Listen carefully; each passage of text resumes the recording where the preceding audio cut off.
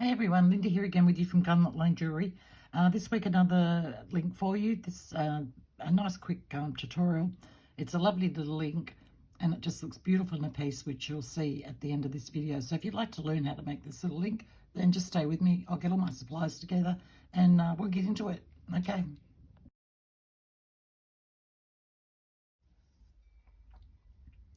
Okay, so I've got a piece of 18 gauge wire that I've pre-annealed.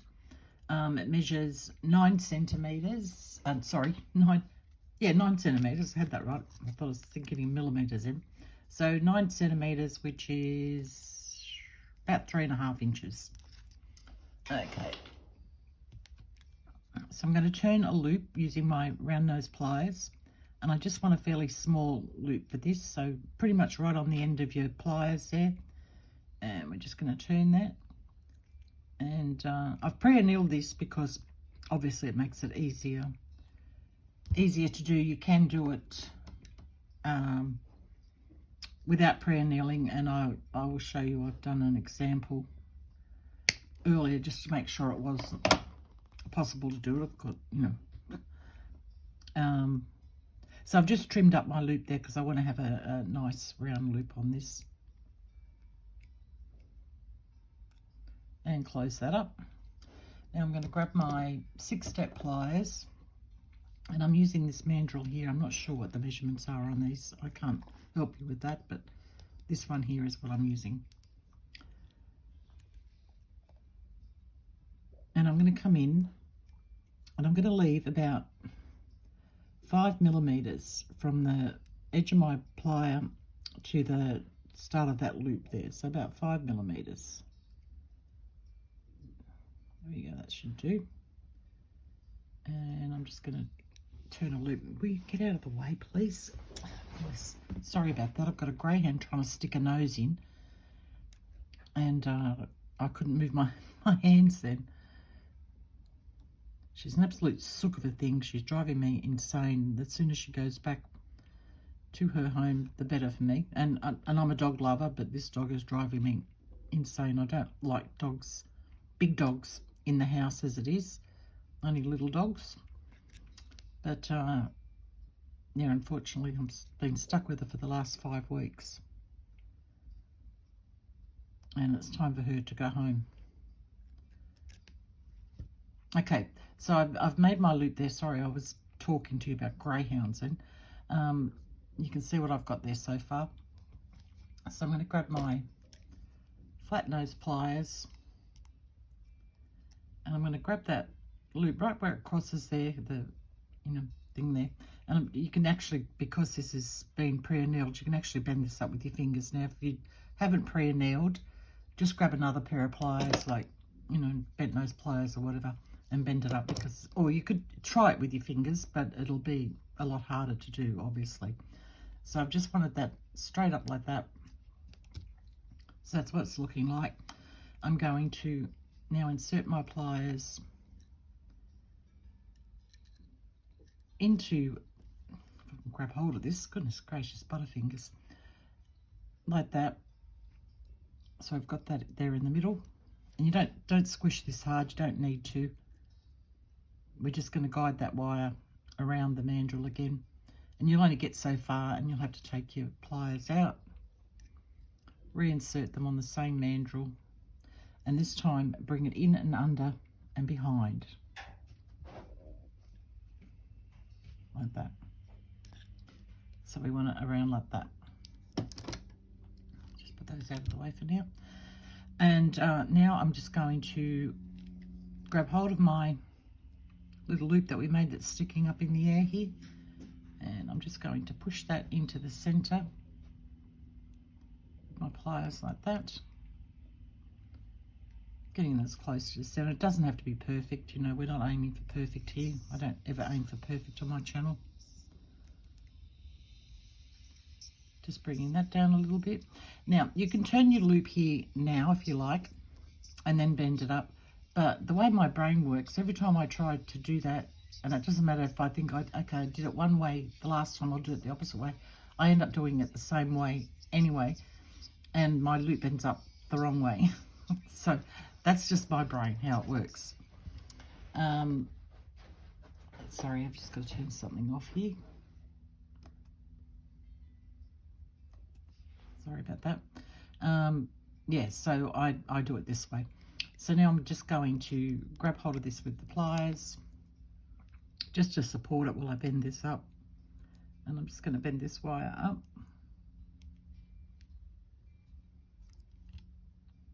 Like that. Bend it over just a little bit more.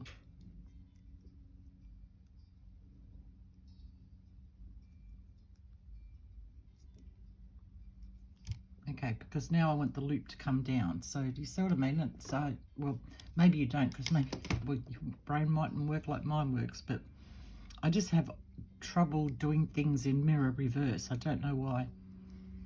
So now I'm going to turn this loop. Find which way is better. Now I've got to make sure I'm doing, if I turn this over, I need it to come around that way. Do you see what I mean? My brain just doesn't compute.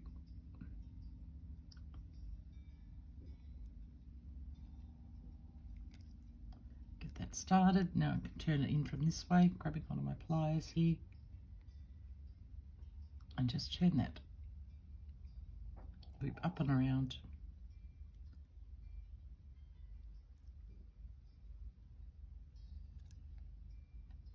And I got it the right way. That makes me happy. Okay, now I'm just going to squish this down a little bit with my pliers. Oops, and drop it as well. And then I've turned it a little bit too much towards the inside of that loop there. So I'm just going to pull it back up.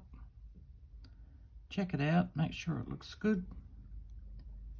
Flatten that down a little bit more. Okay, now you can leave it like that, or I'm just going to grab my hammer and block, and we're just going to do a little bit of hammering.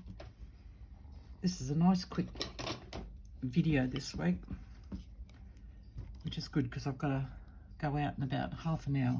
I've got to leave. So I'm turning it over, so facing the opposite way, and I'm just going to hammer that top edge.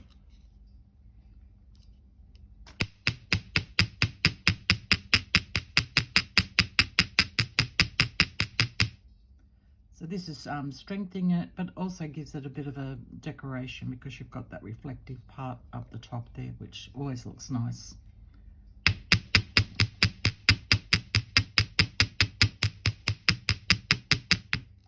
we go, the other side. And that looks pretty good, I think. You can squash it down. Let's see, I've got a little bit of a lump there. You can squash it down a little bit more. Because it's pre-annealed, it's quite easy to do. And I just like to bend my links, give them just a little bit of a shape, just because I think they sit nicer when they're on the body. So that's our little link. When we come back, I will, I haven't actually put anything together. So what I'm going to do between now and when I come back is actually put something together. I've just been absolutely flat out this week. I don't know where the time's gone. It's just, I've been doing some things for myself jewelry wise. Not like for me to wear, but designs that I wanted to work on. So I've been a little bit preoccupied with that. And yeah, just sort of I thought, I've got to come up with something for a tutorial. So this is what I've come up with. So as I said, when we come back, I'll put something together quickly just to give you an idea of what it could look like in a chain link, like for a necklace. I mean, obviously you can use it for a bracelet, you know, whatever. Probably even turn it into a ring somehow. I have to have a think about that one. Yeah, have a think about that one. I'll do a little bit more to it if I was doing it as a ring. Anyway, let's just stop giving Linda. When we come back, we'll put that together. Okay, I'm back with you, and it's the next day. So, yeah, I just got really busy yesterday afternoon, and yeah, anyway, you don't need to know that. So this is what I've come up with. Now, because I did a link last week, I'll leave a link for that down below, and I'll leave a link up there in the top right-hand corner as well for this particular link here. Now, I didn't make a piece with that, so I thought I'd incorporate it into this one so you can see what it would look like in a necklace chain, and using the link that we made today in that as well. And I think they go really nice together. And as I said, this one here, this is the one that I didn't pre-nail. So, well, I made a couple of them actually. So you can do it. It is a little bit, I don't want to say hard, a little bit more challenging. It's probably a better word. To do with it not being pre-nailed, being that it's an 18 gauge wire. But so if you have dexterity problems, you know, trying to nail it will make the job so much easier for you, because it is a beautiful little ink. I love it. I just think it looks so nice in that piece. I've got some extras up here, a couple of extra bars, some jump rings. If you're going to use the link that we made last week and put it into a chain like this, I use some jump rings, and for that I make my own jump rings. So I use this particular mandrel to make the bigger ones, which fits perfectly through the 3 square wires there, as you can see. And then for these ones here that are incorporated here, I used that link, that mandrel there. When I'm finished this chain, what I will do is post it in my Facebook group. I haven't decided exactly how I'm going to finish it yet, so I just don't know what I'm going to do with it. So I'll post it in my Facebook group. Talking about my Facebook group, if you'd like to join that, it's free to join. It's a private group, so you have to answer questions and agree to the group rules to be admitted into the group. And that's just because we want to keep it a safe group with no spam and people trying to sell you things and all of that sort of stuff. So it's totally private, so you can feel safe there. Post your pictures of work that you're doing. I post stuff that I don't do here on YouTube there, so you can get some inspiration. Other people post their work, obviously, for inspiration. You can ask questions. Yeah, it's a lovely group. And if you join, I'm sure you'll really enjoy it. So I'll leave a link down the bottom for that.